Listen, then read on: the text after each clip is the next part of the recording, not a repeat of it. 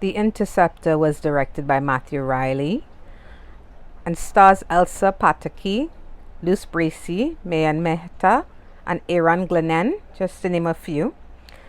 And it tells the story of an army captain who must use her years of tactical training and military expertise when a simultaneous coordinated attack threatens the remote missile interceptor station she's in command of. Alrighty then. Okay, so I felt like, a nineties saying would fit, a 90s catchphrase would fit perfectly into this review, because this movie is as 90s as you can get, maybe early 2000s.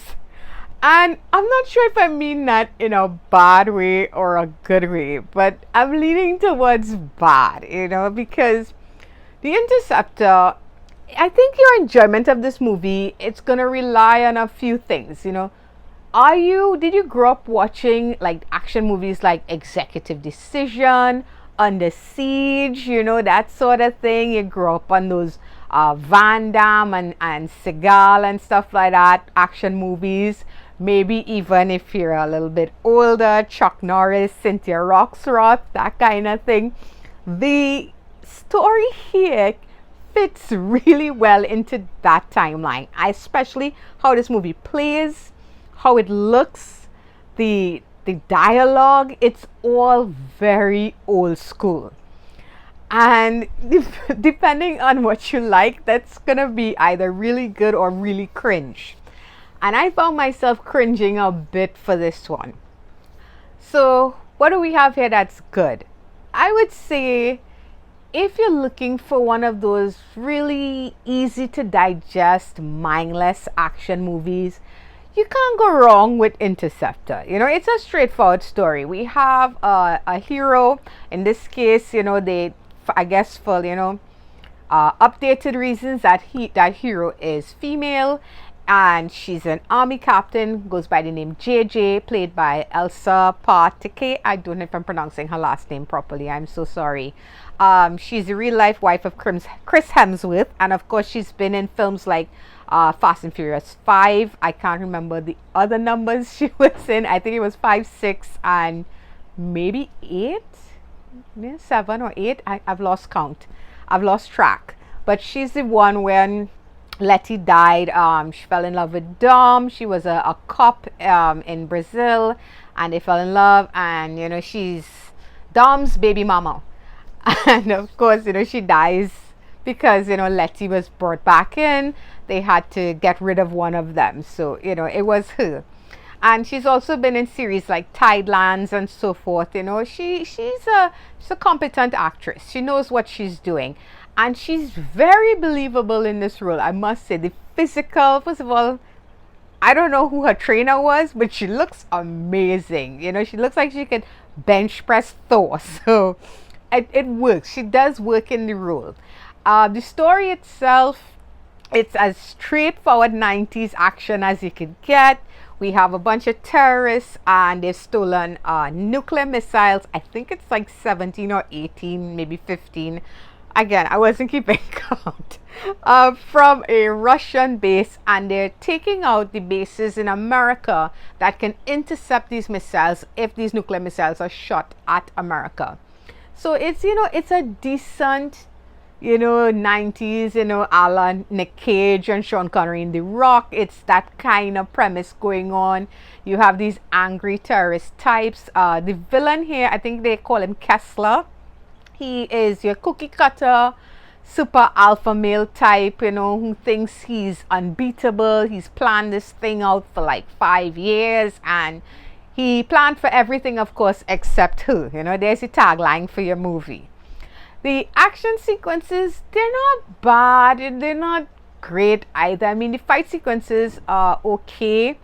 The last one is a bit anticlimactic. I was hoping for a lot more, considering, especially there's a fight with her and a character named Beaver that I thought should have been so much better, considering all the horrible things Beaver did before, and that his character is a traitor. Traitors should always get the worst comeuppance, and I felt like that stuff was pretty anticlimactic. But the overall, there is a sense of tension in some of these scenes. There is some good action here, and you know, especially moments where they're trying to get into the room that she's in, because that's the room, that's the control room, and they do make it in at one point, and you're wondering how you're gonna get out of this. They, you know, they throw some interesting stuff in there, and some stuff for Elsa to really show off her physical abilities. And of course, I'm sure there's a stunt woman involved in some of this stuff, of course, you know, but it's all easy to digest sort of stuff. If you're looking for something amazing here, you know, like Mission Impossible level, you're not gonna get it from this movie. You're really not. And it's the dialogue in this movie, it's just so cringe. Everything feels like it's supposed to be a catchphrase when she speaks, you know. None of it comes across as the way normal human beings talk to each other. You know, everything is like very Arnold Arnold in the 90s, you know, always had to have a catchphrase in every movie he was in.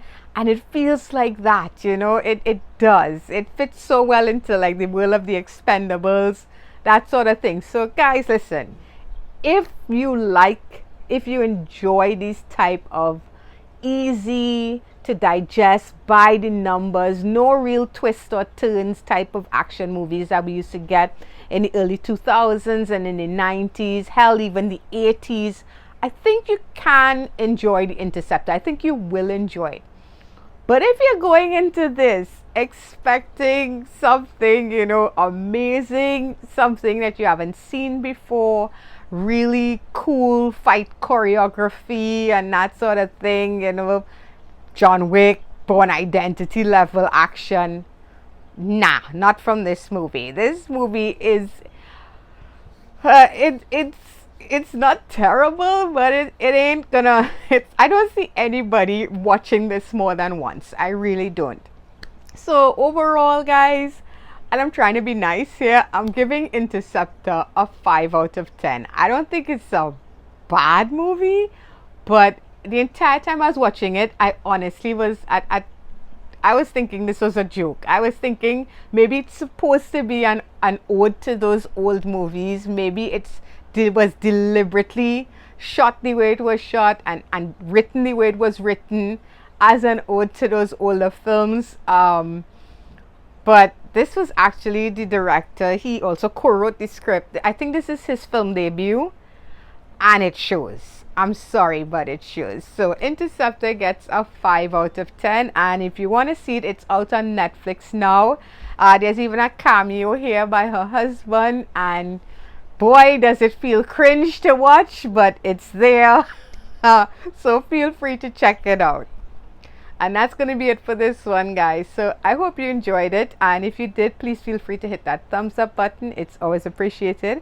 If you're new and you'd like to subscribe to my channel, then feel free to click on my face when it pops up right along there. And you can check out past reviews if you've got the time. So until the next one, guys. Bye-bye.